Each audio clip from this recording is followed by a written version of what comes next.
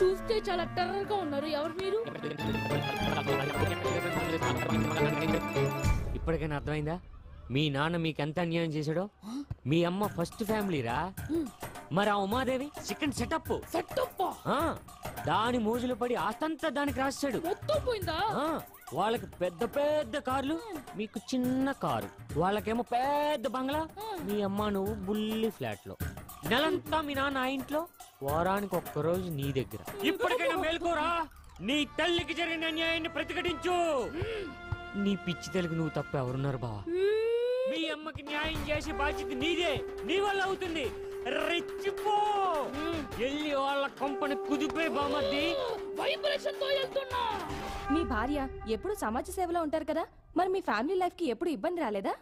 Actually నా భార్య సమాజ సేవలో ఉండటమే నాకు ఇష్టం. ఫ్రీడమ్ భార్యకి.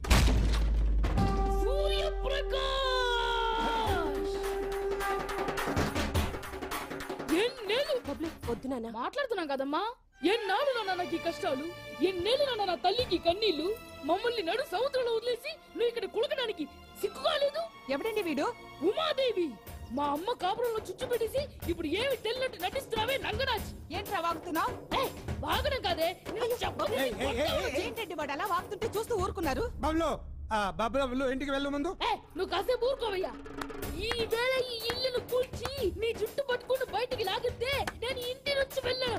అందరు చచ్చిపోతారు. అదే అంటే వీడు మీ కొడుకా? అబ్బా, ఫస్ట్ ఫ్యామిలీని పట్టుకొని నీ కొడుకా అనే క్వశ్చన్ అంటే అయ్యయ్యో, ఎంత మాట అంటున్నాడండి. 24 క్యారెట్ గోల్డ్ లాంటి మా అమ్మ జీవితాన్ని నాశనం చేసే సవే కసకంత్రి. పద్దు తీసుకెళ్ళు వీడిని. ఏం జరిగినా పర్వాలేదు, ఊరుకో. నా ప్రాణం పోయినా పర్వాలేదు, నా తల్లికి న్యాయం జరగాలి. ఉమాదేవి, బయటికి రావే, చూడు. ముక్కుపచ్చలారని చిన్నారి భరత్ కుమార్ కన్నీళ్లతో ఇప్పటికే హైదరాబాద్ నగరం తడిసి ముద్దైంది. మహిళా సంఘాలు కంపించిపోయాయి. మా అమ్మకి అన్యాయం జరిగింది. మా కుటుంబంని నాశనం చేసి మా కుటుంబంని చిత్రం చేసిన ఆ పగలాడు ఉమాదేవిని వీధికి లాగండి. ఊరుకోమ్మా. అది మహిళా మండలి ప్రెసిడెంటా? మహిళా మండలి ప్రెసిడెంట్ అంటే అందరూ ఫస్ట్ ఫ్యామిలీలో ఉండాలి.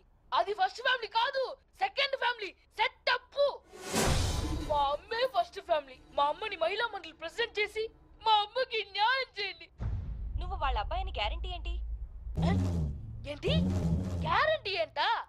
కావాలంటే నా డిఎన్ఏని టెస్ట్ చేసి చూడండి.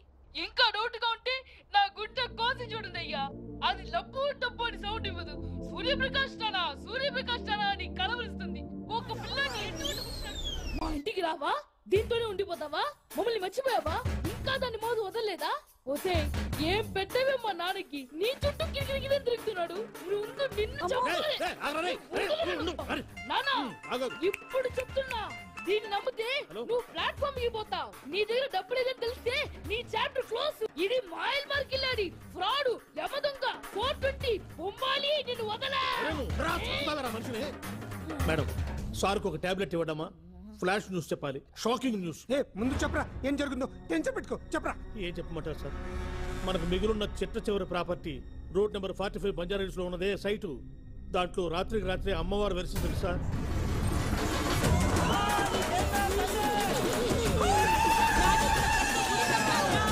జనం తండోపతండాలట సార్, భక్తులు.